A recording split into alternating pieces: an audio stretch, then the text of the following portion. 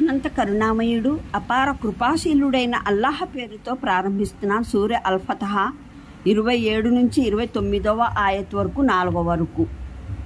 వాస్తవంగా అల్లాహ్ తన సందేశహరునికి నిజమైన కలనే చూపించాడు.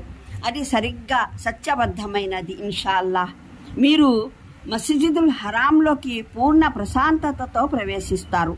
మీ శిరోమండనాలు చేయించుకుంటారు, జుత్తు కత్తిరించుకుంటారు. మీకు ఎటువంటి భయము ఉండదు. ఆయనకు తెలుసు మీకు తెలియని విషయం. అందువల్ల ఆ కళ నిజమయ్యే ముందే ఆయన ఈ సమీప విజయాన్ని మీకు ప్రసాదించాడు. ఆయనే అల్లాహ్ తన సందేశహరుని మార్గబోధన సత్యధర్మంతో పాటు పంపినవాడు. తద్వారా దానికి సమస్త ధర్మ వ్యవస్థపైన ఆధిక్యతనివ్వాలని. మరి ఈ యథార్థానికి అల్లాహ్ సాక్ష్యం మట్టుకే చాలు. ముహమ్మద్ అల్లాహ్ సందేశహరులు. మరి ఆయనకు తోడుగా ఉన్నవారు తిరస్కారుల పట్ల కఠినులుగాను, పరస్పరం మొండొకరిపైన దయగలవారుగాను ఉంటారు. నీవు వారిని చూసినప్పుడల్లా వారు రుకు సజ్దాలు, అల్లాహ్ అనుగ్రహం, ఆయన ప్రసన్నతల కాంక్షలో నిమగ్నులమై ఉండగా కనుగొంటావు. సజ్దాల ప్రభావాలు వారి ముఖాలపైన తొణికిసలాడుతూ ఉంటాయి. వాటి వల్ల వారు వేరుగా కనుగొనబడతారు. ఇది వారి లక్షణం. తౌరాట్లో మరి ఇంజీల్లో వారి ఉపమానం ఇలా ఉంది. అదొక పంట. అది తొలుత మొగ్గ తొడిగింది, ఆ పైన దానికి బలం చేకూరింది. తరువాత అది గట్టిపడింది. ఇక అది దాని మ్రానుపైన నిల్చున్నది. వ్యవసాయదారులకు అది సంతోషపెడుతుంది. తిరస్కారులు వారి వృద్ధి వికాసాలకు మండిపోవాలని ఈ వర్గానికి చెందిన విశ్వసించిన వారికి, సత్కార్యాలు ఆచరించిన వారికి అల్లాహ్ క్షమాపణ, మహాప్రతిఫల వాగ్దానం చేశాడు. 47వ వివరణ. ఇది ముస్లింల ఆంతర్యాలను మాటి మాటికి కెలుకుతున్న ప్రశ్నకు సమాధానం. వారు చెప్పేది ఏమిటంటే, దైవ సందేశహరులు కన్న కలలో ఆయన మస్జిద్ హరాం, పవిత్ర మస్జిద్ కాబాలోకి ప్రవేశించారు. దైవగృహం ప్రదక్షిణ చేశారు. మరి ఏమైంది? మనం ఉమ్రా చేయకుండానే తిరిగి వెడుతున్నామే అన్నది. దీనికి సమాధానంగా దైవప్రవక్త సల్లల్లాహు అలైహి వసల్లం కలలో ఇదే సంవత్సరం ఉమ్రా చేసే వివరణ లేదుగా అని ముందే చెప్పి ఉన్నప్పటికీ కొన్ని హృదయాలలో ఆ కెలుకు ఉండిపోయింది. అందువల్ల స్వయంగా అల్లాహ్ దీన్ని ఇలా విశదీకరించాడు. ఆ కళ చూపెట్టింది మేమే. అది పూర్తిగా సత్య స్వప్నం. అది నిశ్చయంగా నెరవేరి తీరుతుంది. ఇక్కడ అల్లాహ్ స్వయంగా తన వాగ్దానానికి ఇన్షాల్లాహ్, దైవం కోరుకుంటే అనే పదాలు ప్రయోగించాడు. ఈ వాగ్దానం అల్లాహ్ స్వయంగా చేస్తున్నప్పుడు దాన్ని అల్లాహ్ కోరుకుంటే అని నిర్బంధించడంలో గల అర్థం ఏమిటి అని ఎవరైనా ఆక్షేపించవచ్చు. దీనికి సమాధానం ఏమిటంటే, దైవం కోరకపోతే తన వాగ్దానం నెరవేర్చడు అనే భావంలో ఇక్కడ ఈ పదాలు ప్రయోగించబడలేదు. వాస్తవంగా ఈ వాగ్దానం చేసిన పూర్వ రంగంతో వీటి సంబంధం ఉంది. మక్కా తిరస్కారులు ముస్లింలను ఉమ్రా చేయకుండా ఆపిన ఈ మొత్తం నాటకానికి వెనుక ఉన్న ధీమా, మేము ఉమ్రా చేయనిస్తేనే ఎవరైనా ఉమ్రా చేయగలరు, మేము ఎప్పుడు వారికి చేయనిస్తే అప్పుడే వారు చేయగలరు అన్నది. దానికి పరమప్రభు అంటున్నాడు, అది వారి ఇష్టాయిష్టాలపైన కాదు, మా కోరికపైన ఆధారపడి ఉంది.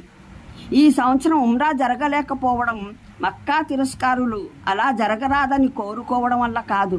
నిజానికి మేము అది జరగరాదని కోరుకోవడం చేతనే అలా జరిగింది. భావిలో కూడా ఈ ఉమ్రా మేము కోరుకుంటే అవుతుంది, తిరస్కారులు ఇష్టపడినా పడకపోయినా. ఈ అర్థంతో పాటు ఈ పదాలలో మరో అర్థము దాగి ఉంది. ముస్లింలు సైతం ఉమ్రా చేస్తే అది తమ బలంతో కాదు, వారు ఉమ్రా చేయాలని మేము కోరుకుంటాము గనక వారు చేస్తారు. అలా కాక మా అభిమతం దానికి భిన్నమైనది అయినట్లయితే వారికి తమ బలం ఆధారంగా ఉమ్రా చేసుకునే స్తోమత లేదు. ఈ వాగ్దానం మరుసటి సంవత్సరం జిల్ఖాదా హిజ్రీ శకం 7వ సంవత్సరం నెరవేరింది. చరిత్రలో ఈ ఉమ్రతుల్ హజా తప్పిపోయిన ఉమ్రాగా ప్రతీతి చెందింది. ఉమ్రాలోనూ హజ్లోనూ తల గొరిగించుకోవడం తప్పనిసరి కాదని ఈ పదాల వల్ల సాధారణంగా తెలుస్తుంది. కేవలం వెంట్రుకలు కత్తిరించుకోవడం కూడా ధర్మసమ్మతమే. అయితే శిరోముండనం ఉత్తమమైనది, పుణ్యప్రదమైనది. ఎందుకంటే అల్లాహ్ దీన్ని తొలుత వివరించాడు. వెంట్రుకలు కత్తిరించడాన్ని తర్వాత ప్రస్తావించాడు. ఈ సందర్భంలో ఈ మాట సెలవీయడానికి కారణం హుదైబియాలో సంధి ఒడంబడిక రాస్తున్నప్పుడు మక్కా తిరస్కారులు ప్రవక్త శ్రీ సల్లల్లాహు అలైహి వసల్లం పేరుతో పాటు దైవ సందేశహరులు అన్న పదాలు రాయడాన్ని ఆక్షేపించారు. వారు పట్టుపట్టడం చేత ప్రవక్త మహానీయులు సల్లల్లాహు అలైహి వసల్లం స్వయంగా తన చేత్తో ఒప్పందంలోని ప్రతిలో ఈ పదాలు తుడిచివేశారు. అనంత కరుణామయుడు అపార కృపాశీలుడైన అల్లాహ్ పేరుతో ప్రారంభిస్తున్నాను. సూర్య అల్-ఫతహ్ 27 నుంచి 29వ ఆయత్ వరకు 4వ వరకు. వాస్తవంగా అల్లాహ్ తన సందేశహరునికి నిజమైన కలనే చూపించాడు. అది సరిగ్గా సత్యబద్ధమైనది. ఇన్షాల్లాహ్ మీరు మస్జిదుల్ హరాంలోకి పూర్ణ ప్రశాంతతతో ప్రవేశిస్తారు. మీ శిరోమండనాలు చేయించుకుంటారు, జుత్తు కత్తిరించుకుంటారు. మీకు ఎటువంటి భయము ఉండదు. ఆయనకు తెలుసు మీకు తెలియని విషయం.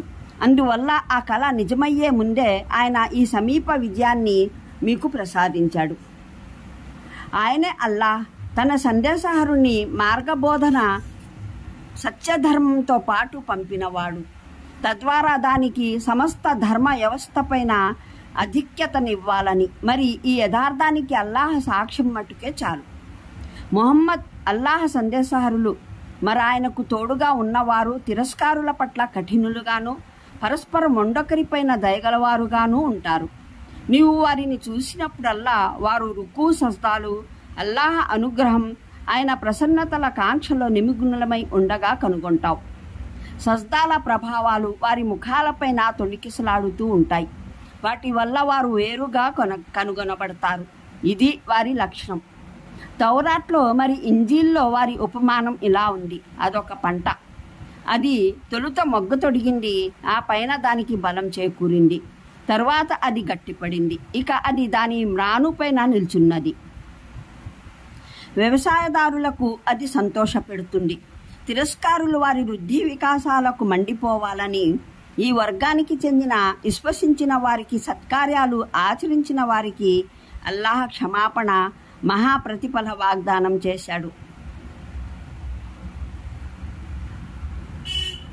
47వ వివరణ. ఇది ముస్లింల ఆంతర్యాలను మాటి మాటికి కెలుకుతున్న ప్రశ్నకు సమాధానం. వారు చెప్పేది ఏమిటంటే దైవ సందేశహరులు కన్న కలలో ఆయన మస్జిద్ హరాం పవిత్ర మస్జిద్ కాబాలోకి ప్రవేశించారు.